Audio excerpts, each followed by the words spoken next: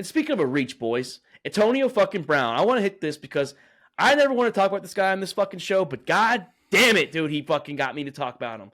I clickbait him like everyone else did on this podcast. I don't like Tom Brady. You guys know that. But to sit here and tell me and the rest of this world that this man gassed you up saying, I'm going to give you 10 to 12 targets and we're going to ball against the Jets and you're hurt and we know that, that's total bullshit. You did have 5 at the end of the third quarter. You don't know what was going to happen in the fourth quarter. Brady could have force-fed you 4 or 5 more targets. Might not have been 10 or 12, but damn, it would have been 9 or 8. I mean, fucking grow up, dude. It's a team sport. If you're truly hurt, then fucking don't play. Don't blame Tom Brady, Alex Guerrero, and fucking Bruce Arians, whatever his name is, and fucking blame these guys. You're a professional.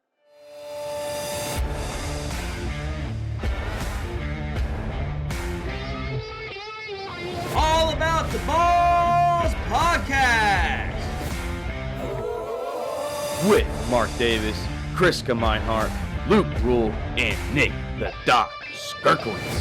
Hello and welcome to this. You better get your popcorn ready because we're about to break down the NFC North episode of All About the Balls Podcast. I'm your host, Mark Davis. Excited as always because I'm joined once again. No one's on break because we have a full fucking squad in the house tonight. We have Chris Meinhardt, Luke Rule, and a returning Nick the Doc Skirkowitz. Doc, how was that wedding in Chicago, and did you fucking plug the show? Oh, absolutely. Absolutely. I mean, from what I can remember, it was a great time. I may have gotten the mic to rap Ludacris, so, that might have happened, but great time.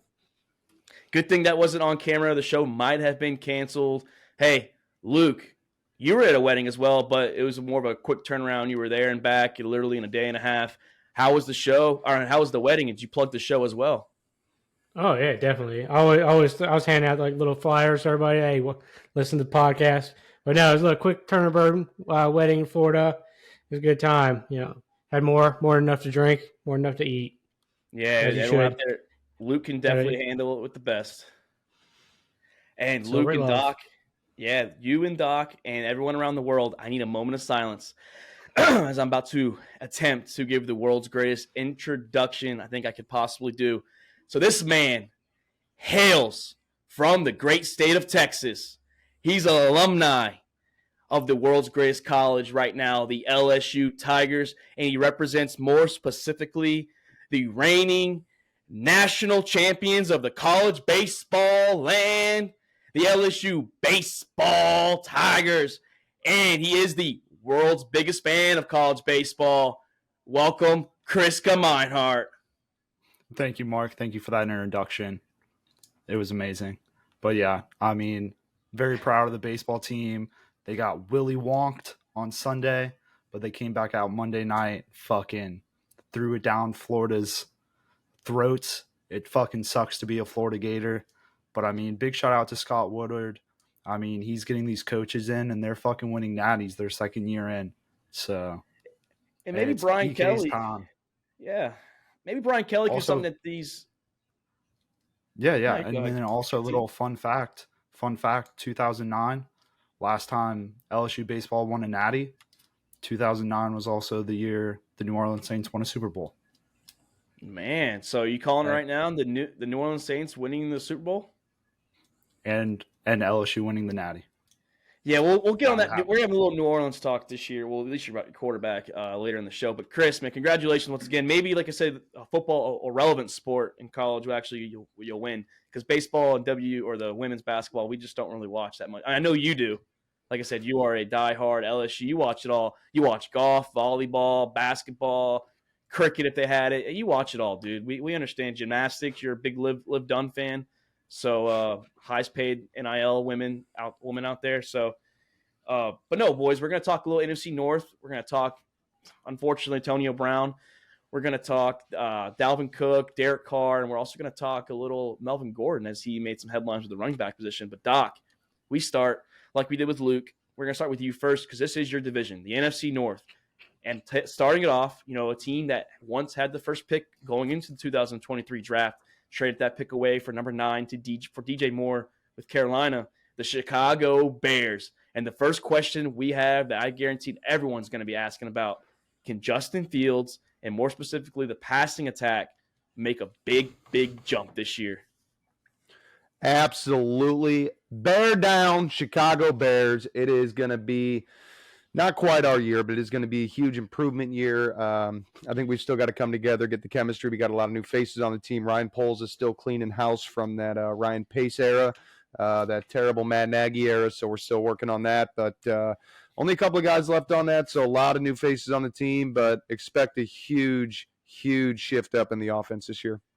Luke, you buying that? You buying that Justin Fields' arm is going to be electric this year along with his legs? Yeah, I think he's going to take a huge step forward with the arm this year. I think he's still going to be that freak athlete running the ball. He's going to do what he did last year, but he's got more options now to throw the ball to. So I think he's going to take that next step in the passing game. He's got options.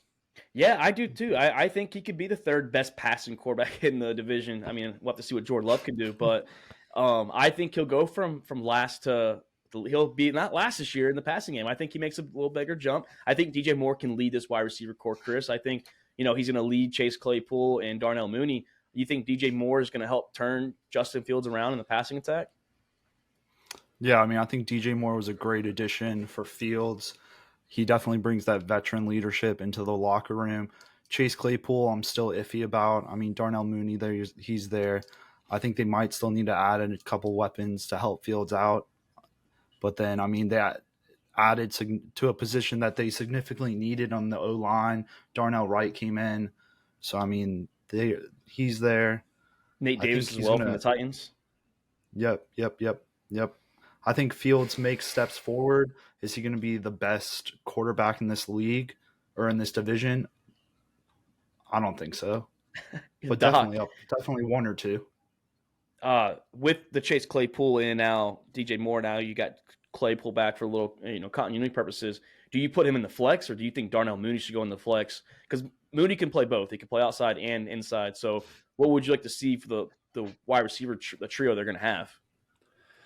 Honestly, I can probably go either way. I like what Mooney brings. Last year was kind of a down year for him, but I mean, it was a down year all across the board for the Chicago offense last year, except for Justin Fields' running game and Khalil Herbert. But I'd like to see them both battle it out. Move them around, see what you can do, and find the best plug for both of them. And Luke, I'm excited to see this because, like I said, I think DJ Moore is going to be there. It's going to be electric. And one of the things that they were last year, I mean, the defense we'll talk about in a minute, but they produced a lot of turnovers. But the offense gave away the ball a lot. Now having DJ Moore there, like Chris said, invested O-line with Darnell Wright, and they brought in Nate Davis from the Titans. Can this offense cut those turnovers down? Actually score more points, something they didn't do last year. Is that what Chicago is going to start to do? I still think that turnovers are probably a problem with Justin Fields. He's a young quarterback. He's going to try to force some throws. He's going to probably make some bad decisions throwing the ball. But overall, I think he'll improve with the passing game. Yeah. What was that, Doc? I said I can see that. I mean, he didn't really get to test the arm last year. I think there's still going to be some learning curve and learning the speed of the NFL as far as being the passer and reading those, the elite defense that you see at this level, which is much different from what he saw in the Big Ten. And, yeah, I mean, in the Big Ten, Chris, Ohio State, best probably receiver room. You can argue LSU as well in college, and Alabama as well. Those are probably the top three college, receiving factories right at the moment. But is this the make or break year? Is this third year? I mean, does he have to prove it, or is it time to start to think about maybe replacing him if you can't get it up, start to actually produce? No, I mean, I don't think he's going to decline this year. Like we've mentioned before, they added weapons for him. I think they tremendously boosted the defense. That's going to help his mindset. He's not going to go into games and have to sling this fucking ball to get 20-plus points to win a game. He can rely and sit back on his defense to help stop the opposing offense from scoring touchdowns. And I think that's going to help him tremendously on the turnover too. Yeah, and I had a question. I know we didn't actually type it out in our chat, but with the addition of DJ Moore, I just thought about it. Is this a big year for Cole Kmet? A tight end is usually a young quarterback's best friend. Is this going to be a year that Cole Kmet can maybe sneak into that maybe high second tier tight end position? Doc, Luke, I think I'm gonna field this one. I think Cole Kmet's already started to do that. He was very slow getting off in the early part of his career. He's got an extension coming up, so it's a prove-it year for him, or ending his rookie year. I think they're looking for a new deal. But the numbers have steadily increased. Touchdown numbers were up last year. I think the yards were a little bit down, but the touchdown numbers were up. They were utilizing him more in the red zone and in the end zone. So I think he's a sleeper tight end that a lot of people choose not to talk about, but I definitely think he's got what it takes to be up in that upper echelon of tight ends. Yeah, Chris. Not a Travis Kelce, but oh yeah, no one's Travis Kelce. But Chris, you agree with that? Yeah, I would say tier 2. Yeah, tier 2, Chris, for Cole Kmet this year with DJ Moore. Takes a load off the tight end. He might be in the bottom of the tier 2, but he's definitely going to see some more involvement. I mean, you have DJ Moore taking those secondary away, so he's going to be open for those dump off pass plays from Fields for sure. Luke, you're well equipped with the defense. Like the Ravens produce good defense. I know you have a good eye for the defense. The Bears this year made some moves at the linebacker position. Is this time?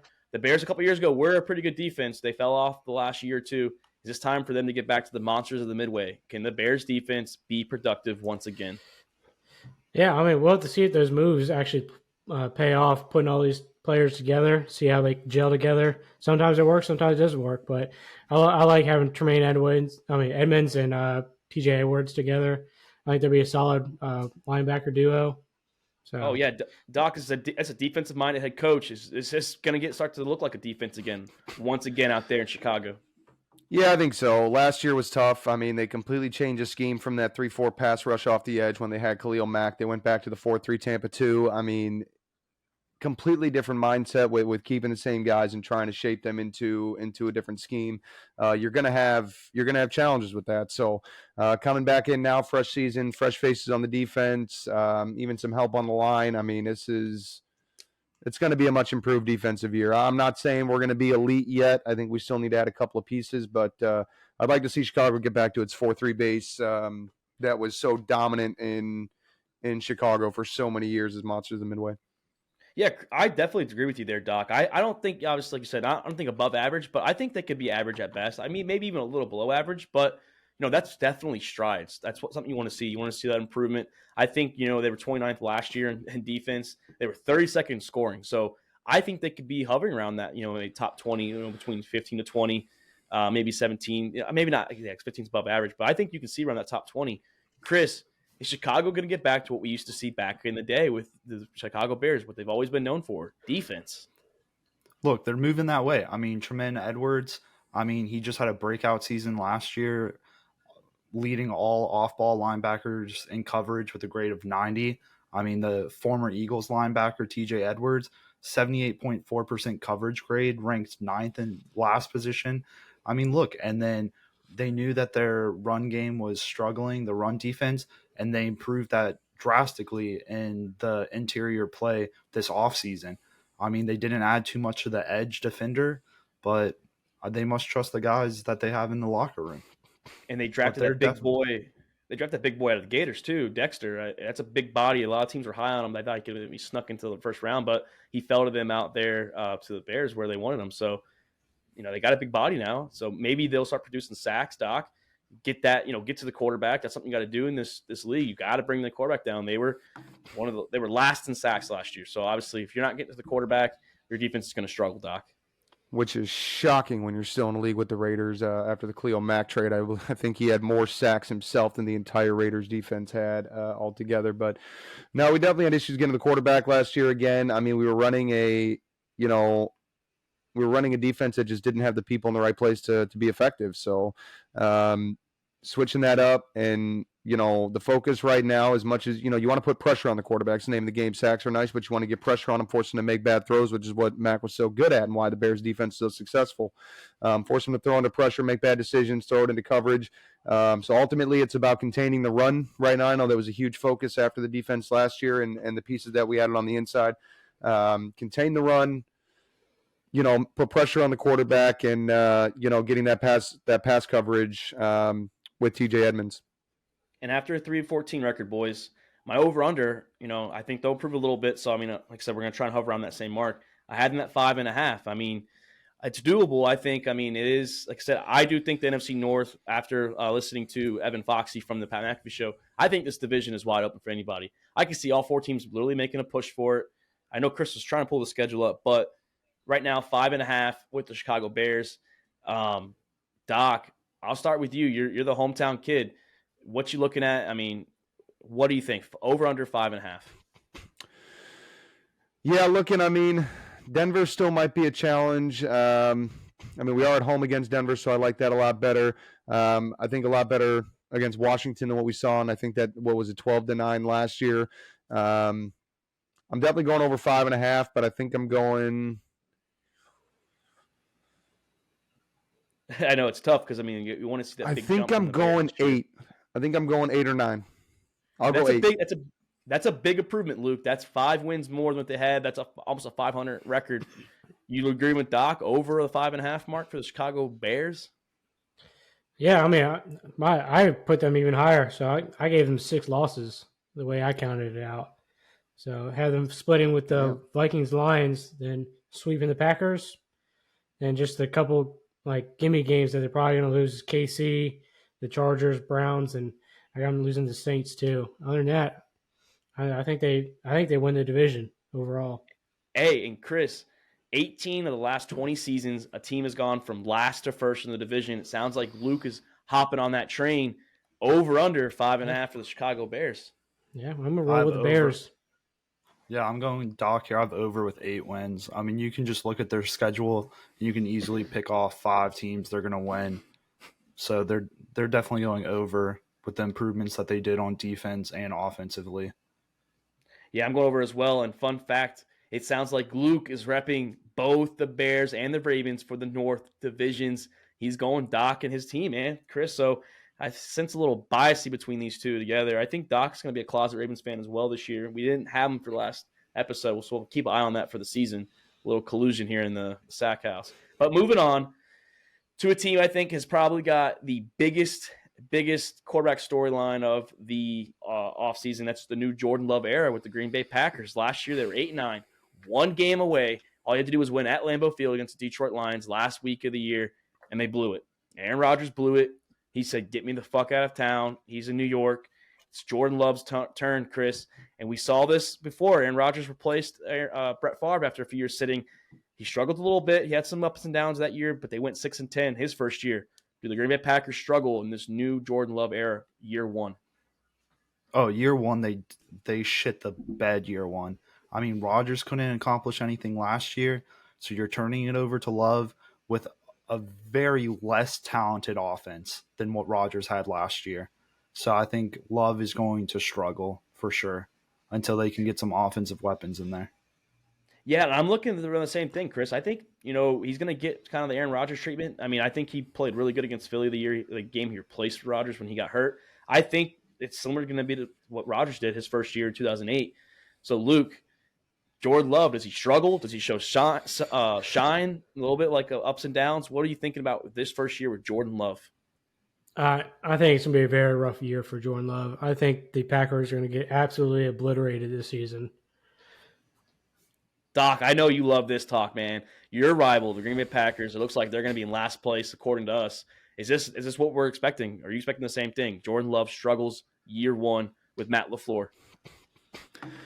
Yeah, I'm putting the Packers in the bottom of the division here, and I'm not even going to call it struggling so much just for Jordan Love or LaFleur. I mean, I'm not impressed with the moves they made. The offense, I mean, they lost 2 receivers to the New York Packers, so a lot of holes in there. I mean, the run game is still going to be solid, but I think that it's more than just Jordan Love is going to cost his team. And Doc made a good point, Chris, and I know you're high, and I like Aaron Jones and A.J. Dillon like the next guy, and I know you love Aaron Jones, A.J. Dillon, especially in fantasy. Are those 2 good enough to keep this young talent at quarterback and wide receiver and tight end afloat and let this offense still maybe produce a little bit? Can the running backs produce and help the rest of the offense stay afloat? Yeah, I think Aaron Jones and Dillon are one of the most productive 2-headed backs for sure. Jones is getting up there old in age, so they both know how the offense and locker room should be. So they're going to need to take over that locker room. They're going to have to get these young guys' heads right. It's going to be a rough season. I don't think they're going to be able to carry them to many wins, but they got to set them up for the future. Doc, is AJ Dillon and Aaron Jones just going to get annihilated out there? Is everyone just going to stack the box and just literally beat them down and force Jordan Love to do something he has to do and beat them with his arm? No, I think it'll still be a pretty well-balanced game. I mean, you can force Jordan Love, but the reality is, I mean, and this is another reason why I don't think it's going to be solely Jordan Love. I think there's going to be struggles because of rookie quarterback, but he sat behind Aaron Rodgers for 3 years. Look at how Aaron Rodgers came out swinging after sitting behind Favre for so long. I mean, there's definitely potential there for Jones to do well. I think it's more just on the lack of weapons that they have. And, I mean, good thing, the Packers drafted 2 tight ends because Lord knows that's the way to go in the draft. So God bless them. And, those 2 tight ends, that's what's going to carry them to the Super Bowl. Yeah, I mean, I don't know. I mean, I don't know off the top of my hand what the wide receiver core looked like for Aaron Jones when he took over for Brett Favre. Well, they had Donald Driver and Greg Jennings, so I'll tell you that's better than Romeo Doubs and Christian Watson. I couldn't even fucking tell you a wide receiver on their wide receiver core this year. Like, Love is not set up for success. Yeah, and again, it's not a Love thing. I think Love's got the potential. But does he? Nobody to throw we haven't seen him. Well, we saw him against Philly. I'm going to give him a little bit of credit. I'm going to give him a little bit of credit just because of how he's starting out the same that Aaron Rodgers did. Honestly, it sucks seeing a guy that everybody was big on and wanted to see play sit behind somebody for 3 years, but the guy had all that time to take in all that knowledge. Yeah, Luke, is Jordan Love going to be able to elevate? I mean, is AJ Dillon and Aaron Jones going to help Jordan Love elevate this young core of receivers and tight ends? I mean, they're going to have to. They're going to have to take the fucking, like Chris said, take over the locker room. But I think for defenses, they should just stack the box on them and make Jordan Love play. Yeah, I agree, man. I think if you stack that box, you beat down Aaron Jones, AJ Dillon, like you do with the Titans with Derrick Henry. If you can stop Derrick Henry, like AJ Dillon and Aaron Jones, you have to force Jordan Love to do something that we haven't seen yet, and that's play 17 games. I mean, maybe he can do it. Like I said, like Doc said, I think he has the talent. I really do. I think it's just going to be a struggle year for them. I'm not a big Matt LaFleur fan as it is anyways. He came into a good situation because he had Aaron Rodgers. But yeah, they fucked up not putting Getsy up there. Oh, yeah. I mean, but Luke, you mentioned defense. Last year I was high on this defense, and I was fucking wrong. They have a great pass defense. They have J. Alexander out there, Savage, guys like that. But this rush defense was dog shit.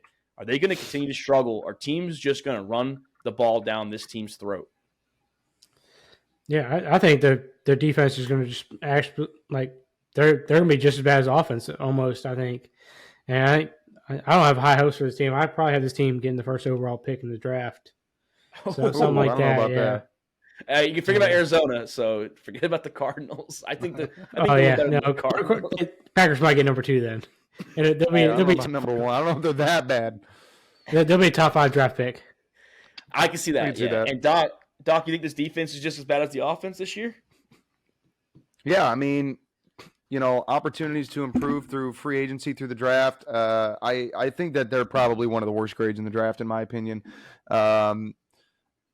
I don't think the defense is dog shit. I don't think it's great. I think it's overrated. I'm not impressed with much on it. They're fucked. Yeah. See you at the bottom, bitches. I think the pass defense will be fine. I really do. I think their secondary is decent enough to produce there. But, hell, if you just run the ball on them, you eliminate the passing game. Jaire Alexander is useless at that point. You just run the ball against the front 7. You have spread the defense. I think every team in the NFC North has a good running game. I think Detroit's got something with Gibbs and Montgomery. You have, I think, Madison. I mean, I guess the Vikings might struggle a little bit because they lost Cook, but Madison's not bad. And then you have the Bears with Justin Fields and Khalil Herbert and Foreman. Chris, though, is this defense just as bad, man? Are they going to be toast? No, I mean, they didn't lose much in the secondary, so I think that pass defense is still going to be the same. And this team didn't do much in free agency. They signed 3 guys, but they definitely invested in the defense on the line in the draft. I mean, with their first pick, Lucas Van Ness out of Iowa, the edge out of there. Corn boy, yeah. Yeah, and then what I think is a super underrated draft pick out of round 6, the defensive interior with Carl Brooks. I think he's an underrated player. I mean, he came out of Bowling State in 2022, 12 sacks, 74 pressures, and 25 run stops. I mean, they did everything they could to try to bolster up this defensive line. Is it going to pay off? I don't know. And that payoff though is over under. I mean, I guess my over under was a little wrong. I had 8.5 after hearing Luke's take. Maybe I was drinking a little when I did these notes for the show. So Luke, I'll start with you since you're pretty confident. Over under for the Green Bay Packers, 8.5. Oh, I think it's be way under, way under. So when I tallied it up, I tallied up 13 losses for the Packers. Man, so. Doc, we haven't seen that bad of a Packers team in a long, long time. I am excited. So I got the Packers being swept by their entire division. I had the Bears splitting one with the Packers. Yeah. I had the Bears splitting one with the Packers. Nope, Lambeau Field is still tough. I think they'll split one with the Chicago, just with how deep that rivalry is. I think that's the only like Luke said though, 0-6, 1-5, still pretty bad. I mean, if you want to give them an extra win, hey. But I agree with Doc and you. I think one win against Green Bay. Yeah. So 5-12 is best for you. That's still way under, Luke. I mean, I have under as well. I was thinking more like 6 or 7 wins. I thought they had maybe potential to beat some of these teams. I think Chicago, they'll split. I think they're going to split against Chicago. I can see them beating the Raiders, and I can see them even beating the Rams. I'm not sold on the Rams yet. I got to see what they're going to be with their injuries coming back. So I really think 6 or 7. I think Carolina's doable, Doc. What's your over-under for the Green Bay Packers with 8.5? Obviously under. Anybody that takes over is oblivious, but I got them under. I'm going 5. Chris, you agreeing with the rest of us? So is this a clean sweep under? Yeah, no, it's under. I have 5 as well. Yeah, so there you go. I guess last place in the NFC North from us in the Sack House, the Green Bay Packers. On to the next team, a team that has been hyped up all year. They were on Hard Knocks last year. They even turned down a sequel reunion for Hard Knocks this year. The Detroit Lions out of the Motor City, boys. And Chris, the question like I asked Miami, is this hype a real fucking thing? I mean, is it really hype at this point? I mean, they've been hyped the past, 2-3 seasons. I think it is what it is. But with such a weak division, not weak division, but like any team in this division could honestly win it. It's filled with what ifs. Like if one player from each one of these teams balls out, then they're going to win it. But it's such a weak conference, the NFC. I have Detroit being one of the top teams here. Yeah, Luke. And like I said, in the fantasy, I had Jared Goff as a top 10. Is Jared Goff good enough to keep this hype going? Is it good enough to get past that 9-win mark they had last year where they literally were a game away from the playoffs? Can Jared Goff keep the hype up with the Detroit Lions? No, I really don't think so. I think he'll play decent. He'll be a mid-level quarterback at best. But I mean, his wide receiver room is going to be kind of hurting for like the first, 6 weeks while Jameson Williams is suspended. I love Amon St. Brown. Dude's a stud, but I think Marvin Jones he's getting old at this point. I think he's kind of lost his edge. But other than that, what else do they really have?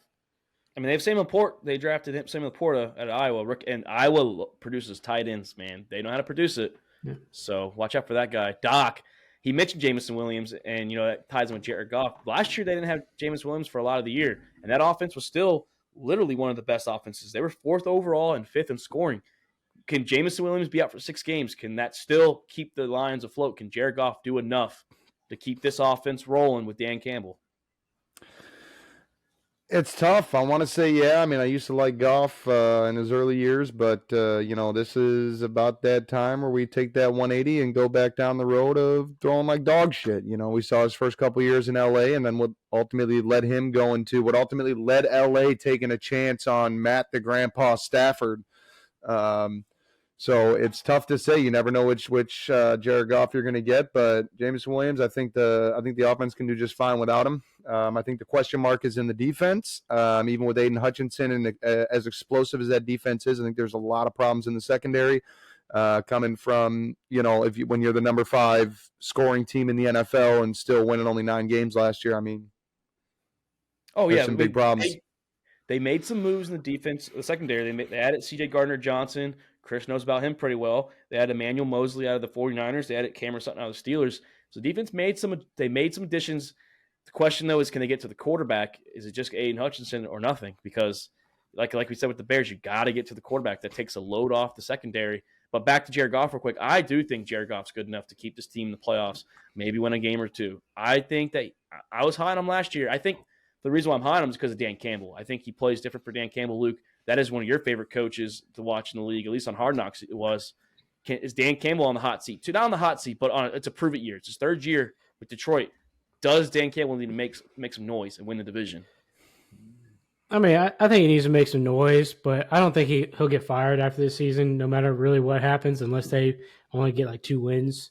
But them taking both their starting running backs, who both had good seasons last year, and just letting them go for a rookie and I would say a washed-up David Montgomery. I don't think David Montgomery is that much of a stud running back, and they're going to run with him and a rookie. That's a weird move to do. So I'm not a huge fan of that move. I mean, I like Jahmyr Gibbs coming out of Alabama and Georgia Tech, but I don't know why you let those 2 running backs go just for them. I don't think that replaces them. And I think Detroit ran through the running backs last season to do so well. I don't know about you boys, but it seemed like Dan Campbell and DeAndre Swift, or whoever was playing making the play calling, didn't seem to get along. It didn't seem like DeAndre Swift meshed with that offense too well. I don't know about you, Doc and Chris. I mean, that's the way I felt though with DeAndre Swift in Detroit. Yeah, Swift is just very hard to read. I mean, it didn't look like they were vibing on the offense. It didn't really look like he was living up to his name. You had Jamal Williams come in. He was the leading rusher for touchdowns last year. It looked like they were just feeding him the rock in the red zone, and it looked like that bothered Swift. Yeah, I mean, it definitely did. I think it rubbed Swift off the wrong way. I don't know. I'm okay with I'm not okay with the Gibbs where they drafted him at. I like the kid. I think they could have gotten him later on. I mean, they had 2 first-round picks, and they took him with their first pick. Doc, you mentioned the defense earlier, though, and like I said, I read off some names. The secondary, I think, will be better, but is this on the front 7 for the Lions defense to get this team going on defense? Absolutely. I mean, it starts at the front. It starts at the run game. It starts at getting to the quarterback, 100%. If the front 7 is doing what they're supposed to be doing, the secondary ain't got to worry about it. You know what I'm saying? There ain't nothing for them to do. So, absolutely, it's on them. I do like the moves that they made. I think that they went in the right direction because they do have offensive weapons. I think they went in the right direction as far as where they needed to improve the most. So, I think this year is gonna solely rely on Jared Goff and what he can do. And Chris, I mentioned the line. Can Aiden Hutchinson start to become like a Nick Bosa, T.J. Watt type player? Can he start to carry this D-line and put the team on his back? Yeah, I think he's going to step up this year. I mean, defense was their main offseason focus, and they went on it hard. They didn't really touch the defensive line, though. You named the names already. I don't need to go over it. But they bolstered that secondary. I mean, they stole C.J. Gardner-Johnson from the Eagles. He led the interceptions last year for the Eagles. That was a huge steal. I mean, got 2 vet cornerbacks. I mean, that secondary is locked down right now. And Luke, can Hutchinson get back to the Michigan days? Can he start to produce and put the team, especially that line, on his back? I mean, I think he had a outstanding rookie year. Yeah.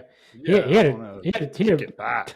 I meant like get the high sack numbers, like get to 17, 18 sacks, things like that. I think he had 2 interceptions in one game, didn't he? Well, yeah. I mean get high sack. You can't talk about the sack numbers when you're talking about an Aiden Hutchinson playing against a Rutgers team versus Aiden Hutchinson playing against an NFL caliber team. Yeah. Compare him to Nick Bosa though, and Watt. Like does he need to get those numbers to get this defense to be productive? That's what I think he needs it. Yeah. I don't think he needs to get those numbers, but he needs to be efficient on his side to let the other guys on the line be more efficient. And he will be. Yeah. He was last year. Yeah, I think he's more capable of doing it. Yeah, but now people are queued up on him. that's I the think thing they they felt. kept up on him last season too. They knew he's gonna be a Well, stud, being one of the top overall draft picks. Yeah, but they know how shitty that defensive line is now. They know, hey, I don't need to worry about these other three guys. I just need to worry about this strong motherfucker that's going to drop back and intercept the ball. Yeah, he like you said, he had a couple in that on one game. coverage. Yeah. Yeah.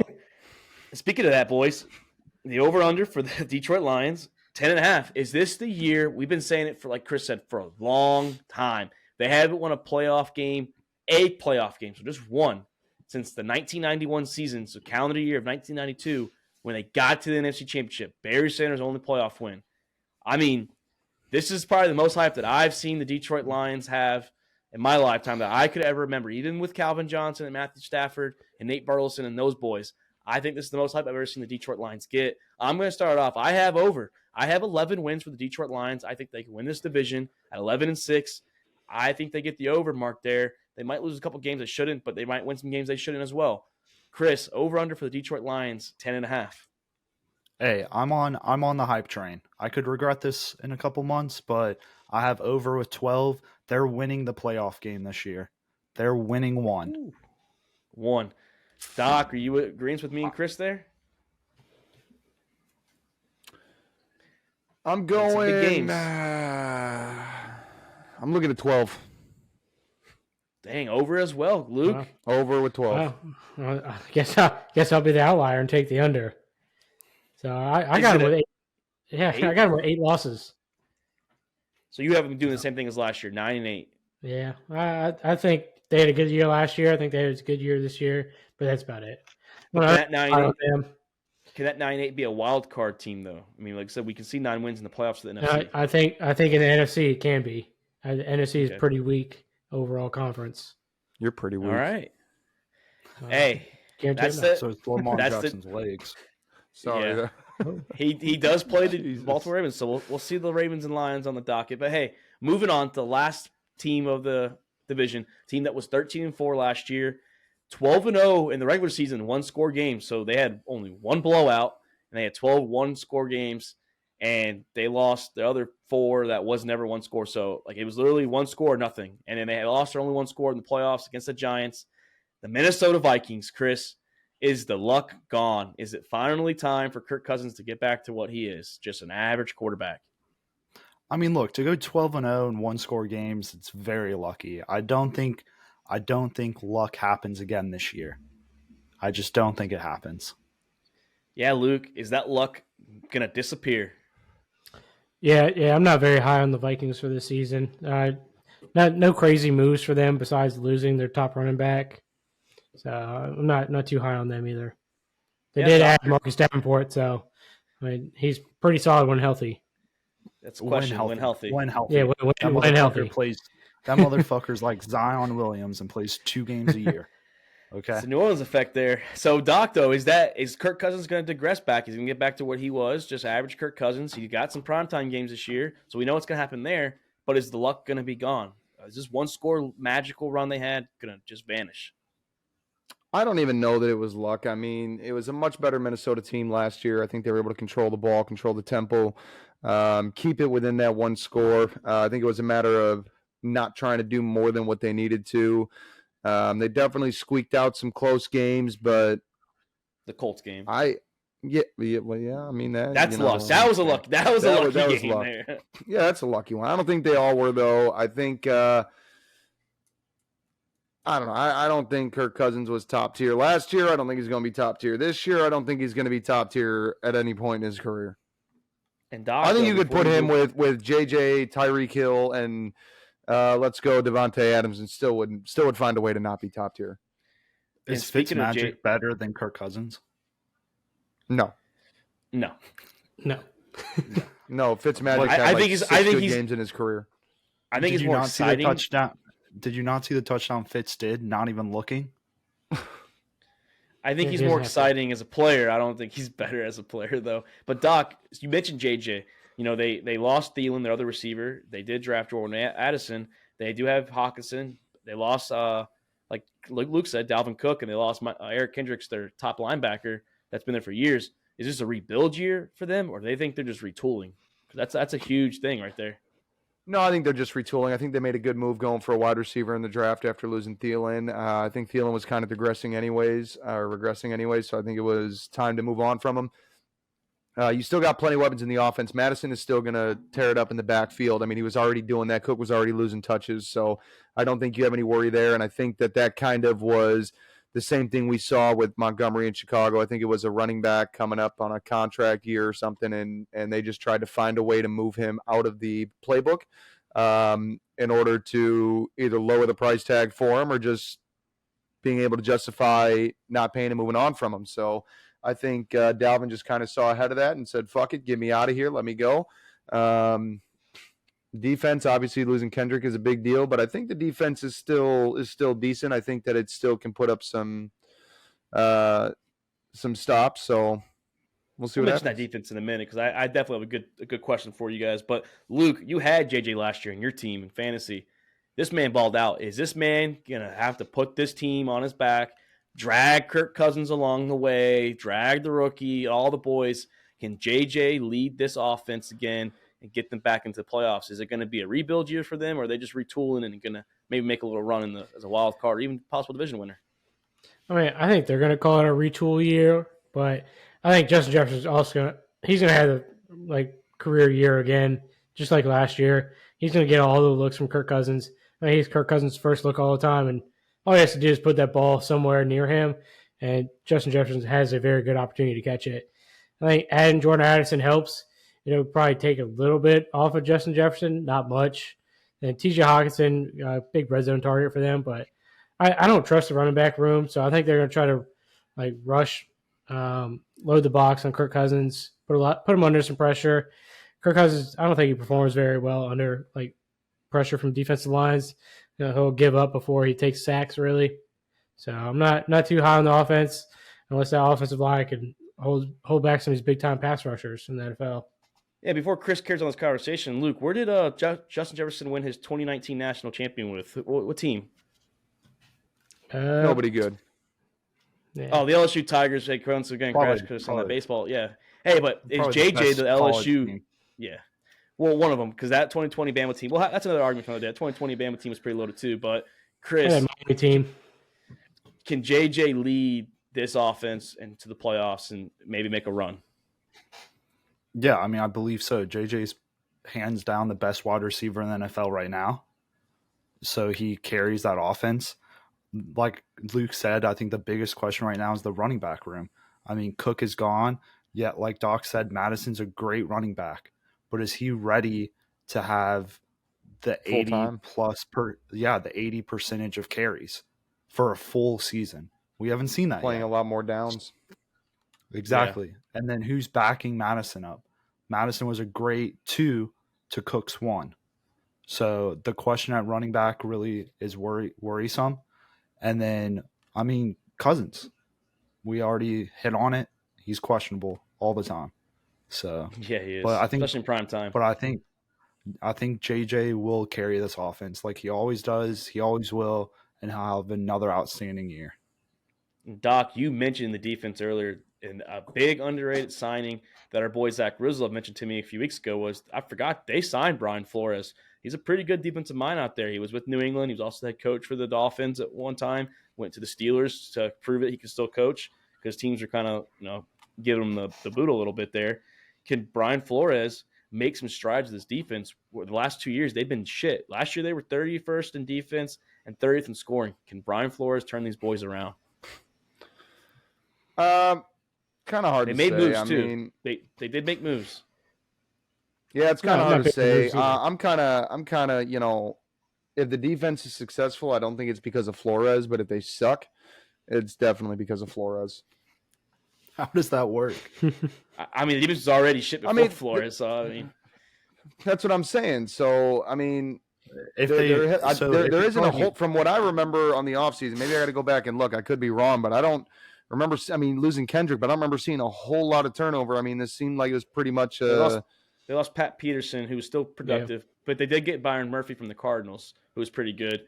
I know they made a couple of other moves on corners. I didn't write the names down, but I know they made moves in the secondary. They signed Byron Murphy, free agent, and then they drafted Blackman out of USC round 3, and then Jay Ward in round 4 out of LSU. Then they added Dalvin Tomlinson. No, Dalvin Tomlinson. Like I said, maybe I'm wrong, but I mean, oh, they lost him to the Browns. Never mind. looking at Flores' track record the last couple of seasons, I mean, when you got to go to a team like the Pittsburgh Steelers to prove that you can still coach and the Steelers still suck, I mean, Well, I mean, his prove it was because of not because of he wasn't a good coach. He was getting blackballed because of. But he wasn't a good coach in Miami. Let's not take away from that. They were tanking and won 8 games or 7 games. Remember how they forced him to tank, and he said no. His players who were dog shit. Sounds to me like he wasn't tanking then. Well, yeah, but they had less tier talent, and they were still winning like almost 500% games. So I mean, to do that, if he had less tier talent there, I guess we're going to see what happens this year, huh? We'll look at the numbers this year compared to Miami.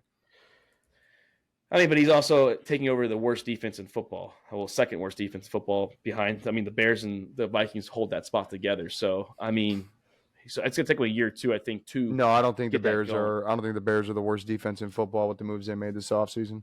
Well, I meant like last year, though. So I'm saying like based on last year, yeah, they're coming from last year. Statistically, last year. Yeah. Oh yeah. Vikings. We all knew that. But I mean, I don't know. I like the Brian Flores move. I think it's take a little while to do it. But expectations, boys, for the Vikings, 11.5. I mean, the reason why it's like that is because last year they won 13. And I'm under. I think they can get 10 wins, though. I'm not saying it's a bad under. I think it's 10 wins, possibly. Maybe no more. I don't think they're going to go no less than 9 wins. So I think the worst case, 9-8. I think best case is, honestly, 11-6. So I don't think they get over anyways, regardless. I'm going to go under. Doc, what you think for the Minnesota Vikings? Pretty good schedule there, honestly. They have some primetime games, too. So all the primetime games, I'm counting 1. I'm counting 2, 3, 4, 5. That's at least 5 losses there for the Vikings. Yeah, so. You can go ahead and chalk that up as 5 losses. 10. You said 10.5. 11.5. 11.5. 11.5. I think I'm going 10 or 11. And give me my hot take. Detroit Lions are winning the division. Luke, over under for the Minnesota Vikings. Yeah, I got them under as well with 10 wins, 7 losses. So yeah, it's pretty good. Chris, over under for the Vikings? I got them. Second place in the division, and Bears winning division. Man, what a turnaround for the NFC North for Luke. Yeah, the Bears. Let's go. So it sounds like we all have a new division winner, though. I mean, I have Lions. Chris has Lions. Doc has Lions, and so does Chris. You have the Bears. Chris, over under. I think if the Bears play their cards right, they got a chance at pulling second place in this division. I can see it. I have under 9 wins. Whew. Yeah, it's my worst case situation. That's bold.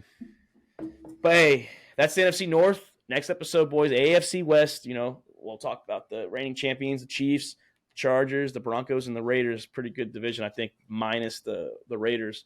But hey, moving on. Chris brought up a good point. He gave me a good story to read, and I did some digging into it. Melvin Gordon, the formerly Los Angeles Charger running back, the Denver Broncos running back, and the Kansas City Chiefs running back, never played a snap for them. So I don't know if he got that ring or not. Last year, he mentioned that, and I agree with him. The running back position is the worst position to have when it comes to getting a big contract. We see a few of them out there still that have gotten some good contracts, but he blames, after the Todd Gurley deal, he blames head coach Sean McVay from the Rams because he said he'll never pay a running back again. He blames them and says, thanks to Sean McVay saying that, all the other coaches followed suit. Not so fast, my friends. Derrick Henry got paid pretty decent money, not as much as Todd Gurley. Chris McCaffrey got paid more. AK got paid the same yearly average, and so did Zeke with more money. Zeke got more guaranteed.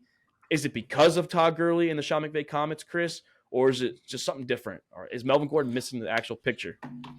No, look. So I think this message is great, right? But I think it's the complete wrong fucking guy that delivered it, right? I mean, you got to think Melvin Gordon contributed to this as well. He got offered and he rejected $10 million a year for a 4-year, $40 million contract. He whined about it, held out, and since then he's made $16.1 million. So look how that fared out to him. And he's over in Denver fumbling every game. Okay, the market didn't start going down because of Sean McVay's comment. The market went down because GMs and head coaches have realized that they can get 80% of production out of guys in the 5th or lower round and pay them a quarter of the amount with less cap space. That's when the market started going down. And no one's going to pay a 27 or 28-year-old running back when no one has proved that after 28, you're not regressing as a running back. Yeah, So, Derrick Henry's the outlier on that one. He's the only one that I can see that's still productive. I mean, you have him and fucking Frank Gore that's a fucking robot. Yeah, but Frank Gore's Gore's part been of in the the league old, 45 years. and he was part of the old style like running backs where those guys still produced after that age 30 mark. So it's kind of went downhill. Doc, I saw you shaking your head earlier when I mentioned the Sean McVay thing. You're not sold on that comment that he made about Sean McVay? No, absolutely not. And I'm going to tell you what turned this around. This was the NFL's greatest punter or greatest kicker in NFL history, Kareem Hunt, getting suspended. And I forget his backup was the time getting hurt, and the third string was coming in and still putting up first string type numbers with the line that they had. This is Le'Veon Bell sitting out and Connor coming in and absolutely tearing it up. The reality is running backs are a fucking dime a dozen. Doesn't matter who you put back there. If he's a true running back, he's going to make plays. He's going to get yards. It's Madison behind Cook. It's Khalil Herbert behind Montgomery. Montgomery is not a washed-up running back. Montgomery just got written out of the playbook because they didn't want to pay the guy in a new deal. So they made the way out for him to let him go and justify not paying him that money because Khalil Herbert was doing the work. Who the fuck is Khalil Herbert? Nobody heard of the guy before last season, so it's like I said, anybody can play back there. If you draft a running back, he's going to put up numbers. If you've got a line and you're calling the right plays and you're utilizing the play action in a pass-first NFL, the running back is going to be just fine. And why would you pay when you know that your second and third string can put up the same amount of numbers? Why would you pay your first string $15-20 million a year? And Zeke, mind you, let's not even talk about Gurley. Let's talk about how much Zeke proved it. Why am I fucking blanking on his name right now? Came in. Tony Pollard. Yeah, Tony Pollard. Tony Pollard proved it as well. Everybody's fucking proven that you don't need to pay a running back because you can draft a new one in 4 years and he'll step in and pick up where the last guy left off without skipping a beat. Yeah, Luke, like Doc said, and like Mike Florio said on the Pat McAfee show, there's more supply than there is demand. So back in the day when it was a running back era, you had more demand for that running back with less of the talent out there. So you had to pay them more. Now you have teams going to committee. And like Doc said, Zeke shit the bed there. Tony Pollard got tagged. Jacobs got tagged. Two more running backs that got tagged. Saquon Barkley. So, Pollard's because of injury, though. But still, 4 running backs got tagged. They're just showing. Doc, you have something to say there? Yeah, I want to interject there too, because you make a great point about the committee. You're going to pay a guy 100% of the salary for the running back position when you're going to split the touches among 3 people. And then on top of that, this is now becoming a run-first NFL or run-first quarterback NFL. So running backs just aren't getting the touches, aren't putting up the numbers that they used to. You're not seeing Sean Alexander coming out here putting up 2,000 yards in a 16-game season. You're not seeing running backs putting up 100 yards a game anymore. Why are you going to raise the price on them when they're not giving you the output that they used to give you historically? Yeah, Luke, like I said, that's a supply and demand thing. Are you agreeing with us there? Or are you with – I mean, we understand the running back position sucks to pay, and I understand. It sucks for them. I honestly – I know they're important, but – it's a supply and demand thing, isn't it? Yeah, I completely agree to that too. I mean, there's a couple of outliers at the running back position that you have to pay, like Chris McCaffrey and Derrick Henry, 2 freaks of the position. But other than that, everybody's pretty much a dime a dozen, like you guys were saying. Like you can go draft somebody in the 2nd, 3rd, 4th, even 5th round, and they'll still produce. Especially if your offense has a good offensive line, you can put anybody back there and they can just run the ball. It's not that hard. Find the open hole and just run straight down the hill. But the couple freak athletes you pay, like McCaffrey and Henry, other than that, they're not worth it. They're splitting carries anyways. Split the payments. And McCaffrey, you're only paying like that because he's a versatile back that can do everything. Yeah, he's throwing touchdowns. He's a quarterback. He's already got more touchdowns than Jordan Love. He's QB3.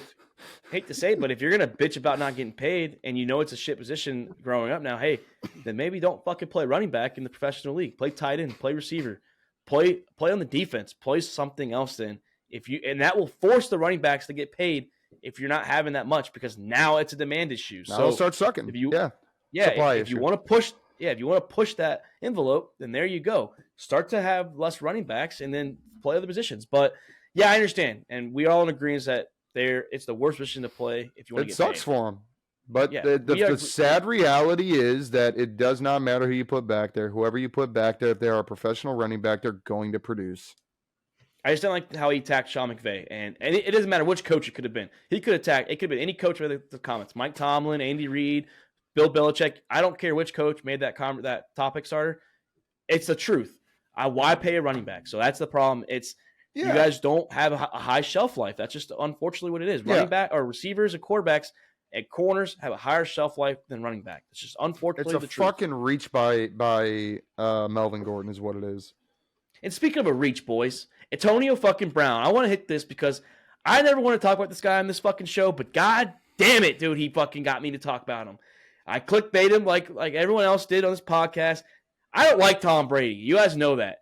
But to sit here and tell me and the rest of this world that this man gassed you up saying, I'm going to give you 10 to 12 targets and we're going to ball against the Jets and you're hurt and we know that, that's total bullshit. You did have 5 at the end of the third quarter. You don't know what was going to happen in the fourth quarter. Brady could have force-fed you 4 or 5 more targets. Might not have been 10 or 12, but damn, it would have been 9 or 8. I mean, fucking grow up, dude. It's a team sport. If you're truly hurt, then fucking don't play. Don't blame Tom Brady, Alex Guerrero, and fucking Bruce Arians, whatever his name is, and fucking blame these guys. You're a professional, and this goes back to your Raiders days. You're a fucking liar. You blame the Raiders for fucking keeping you in jail, it seemed like. Then you say you peacefully got out of a contract with Mark Davis, but then you sue the Raiders for your $30 million. I don't believe a fucking word you say, dude. And Chris, I'm telling you, man, this man pisses me off more than anybody in the NFL's history of the game. Is it also Tom Brady's fault? Is it also Tom Brady's fault that he didn't pay his fucking AFL league dues?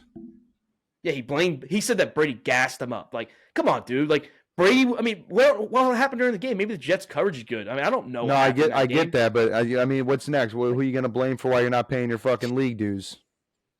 It's always something with this guy. I mean, that's what I'm saying. It's always someone. Brady got him another ring. So, I mean. Yeah. Oh, and that's another thing. That's another thing. He didn't like saying, well, Antonio Brown came back for the 2021 season with Tom Brady because now you're treating him like a child. If you tell me I'm going to play with Tom fucking Brady, sign my ass up. Treat me like a fucking child. I don't give a shit. I want a ring, I'll go baby. for a ring. Yeah, Chris, I'm telling you, man, this guy fucking gets he balls me up, dude. The man just needs to focus on paying his football players and his coaches. He doesn't have it anymore, but he should have. Yeah. I mean, all talent receiver I've ever seen, one of the most talented receivers I've ever seen in my life. Burflick fucked him up in Cincinnati, and he hasn't been the same since. He started going Facebook Live with the Steelers, acting like a child, breaking rules. Mike Tomlin also endorsed that. I mean, Mike Tomlin is a player's coach, so he gave him the leeway. Ryan Clark called him out, said this is how he was before he got paid, so money didn't change him. It just enhanced his fucking behavior. He treated the Raiders like he was in prison. Dude, you just got traded there, and you're already I know it's a shit organization with John Lynch, Mike Mayock, and all them, but damn, you're there for like 4 months, and you already have helmet issues, feet issues. You're acting like you're in prison, and then you sue them after you say that you so said that I don't want the money, but then you sue Mark Davis anyways. My dad, Mark Davis. So, fuck you, dude. I don't fuck like him. him. I honestly don't. Fuck him. And while we're on this pussy train, Derek Carr, dude. Like, you know what? Fuck him too, dude. Probably a great guy. Seems like it. But we already know the Raiders are a shit organization. But you're thinking you're Big Ben out here. You think you get that treatment that I get 2 last home games? Dude, you sucked most of your career. Shut the fuck up. Stop saying your wife cried, and that's the reason why you got out of town. That was the deal breaker. Your wife cried. Well, maybe your wife would have cried and didn't play like shit for fucking 8 years of your career. Maybe she would have cried. That's why she was crying. That's why she was fucking crying. Because she woke up and realized that she was still married to. Yeah, Chris, you're going to back up because you're a Saints fan. But sorry, look at the fucking mirror, dude. Look what he did. He had 2 winning seasons at 8 years, 9 years, wherever he fucking played. Yeah. Not the Raiders' fault. I would say that his losing records were definitely the Raiders' fault. What about last year when Devontae Adams? He didn't. Well, yeah. And Josh Jacobs. Yeah. Yeah, but other than that, what? John Gruden ruined that franchise when he was there, trading all these draft picks away, trading all their great players away on defensive side. What about before John Gruden? It was inconsistency. I mean, he went 12-3 as a starter, and then he couldn't do anything after that. I mean, Derek Carr has numbers. He's not I'm not saying he's the greatest fucking quarterback, okay? He's probably mid-tier at best. Okay? He's average. But to Kirk Cousins. Okay, I'd probably say more consistent than Kirk Cousins, but to pull one small tab of I left because my wife cried is bullshit out of the whole fucking interview, because that was also sandwiched in between all 3 or 4 other reasons why he left. So the main reasons he left because he didn't get just those. sad, bro. He said the deal breaker was because after 8 years, 9 years, he deserved those last 2 home games. He thinks he's Big Ben. He thinks he gets that treatment. You're not, Well, dude. he knew you weren't good. You don't get that treatment. Yeah. The Raiders need to see what they have at the quarterback position beyond him and see if these guys are going to be the quarterback next year. That's what they were doing. It's not, dude, you're not the team, dude. You're not Matt Ryan with the Falcons. At least Matt Ryan did stuff with the Falcons. He went to the playoffs. He won an MVP. He got to a Super Bowl. Like, guys like that deserve treatment. You don't deserve a treatment with 2 winning seasons in an organization. Yeah. You just don't. You just don't. Don't mention your wife, because when you do that, now you make a team look like absolute dog shit. You did that for a reason. Is that He didn't have franchise to say not that. dog shit, though? You just said They it. are. You just said the They franchise are, but was. he's part of that reason why they're dog shit. He's not good. He was That overrated, whole franchise overpaid. is toxic. He got paid off one MVP-like year, and he tore his ACL that year and still got paid and has never won a playoff game. He's more useless than Lamar Jackson. Yeah. This is his Lamar Jackson fucking won villain. MVP though. This is his Yeah. fucking Yeah, Derek Carr This won is shit. Yeah. Hey, this is his villain origin story, okay? We'll come back to this episode This man, at the end of the season. This man could forgive John Gruden, but he can't forgive the Raiders. It seems like He'll do great with his 5-6 wins with the Saints. John actually Gruden was. I think the Saints actually get like tough. 9 wins or so. I think the Saints will get like 9 wins or 10 wins, honestly. 10 schedule's pushing not- it, I think. Their schedule's not hard to be honest. NFC South is not a hard to get. Yeah, NFC South is fucking trash. Well, I mean, Yeah. the schedule's not hard either. We almost Most had 10 competitive wins to last me- season, yeah. and we had fucking Andy Dalton as our quarterback. Yeah. Don't disrespect the Red Rifle. Yeah. No. But Very hey, much that's all I gotta disrespect say. to him. That's all I gotta say. I mean, I'm not mad at Derek Carr. It's just, dude, like, it's just wording. Like, you can be better with your wording there. I mean, I get it. The Raiders suck, but so do you. You don't deserve the treatment you think you did because you were there for so many years. You're not Ben Roethlisberger. I just don't think that was why his wife was crying. That's all I'm saying. No, I mean, don't get me wrong. She's probably mad that, my husband has finally got benched in his life. My husband is Derek Carr. But your husband got benched because Derek Carr didn't play good. Like, he didn't play good. Like, that's just the matter of the fact. He didn't play If good. the Sim Raiders came in and played good. If the Raiders didn't want somebody like Derek Carr, then why did they go out and sign Jimmy Garoppolo, which is pretty much Derek Carr in 2.0, baby. Derek Exactly. Carr Big price 1.1. Hey, but you know what? Unlike Derek Carr, Jimmy G can actually manage a team and actually stay average and actually produce a little bit in the regular season and actually get deep in the playoffs. He got deep in the playoffs a few years, more than Derek Carr can say he did. We'll revisit Yeah, that's this true because episode Derek at the Carr end didn't of have the the season. defense or the fucking Jimmy Deebo G's got like Samuel. 2 rings too, doesn't he? How about this? If Jimmy was a backup, so Yeah, but he still has them. But we'll see. We'll see if Jimmy G does better than Derek Carr this year. Then this Derek Carr comments, that's out the window, my friend. It really will be. But we're not going to talk If Dalvin he Cook. plays. If he We're plays. not gonna, yeah, we'll have to see if he plays. We're not going to talk Dalvin Cook. We'll nail that one on later in another episode. But boys, great episode, man. Doc, man, it was good to have you back. Chris, we had the fire going at the end, dude, and Luke, good to have you there, man. Hey, go Tigers. Suck that Tiger dick, bitch. Chris, Congratulations, dude. Chris. Congratulations, Thank you, big man. win. Thank Yeah. you. Luke, Hey, I'm about to be Nixon- a fucking Pittsburgh Penguin or whatever the fuck Pittsburgh's mascot is. What are Watch they? your fucking for mouth. the Pirates, dude. This is baseball. Oh, I'm about you to need be a you need to fucking Pittsburgh Pirates okay. fan.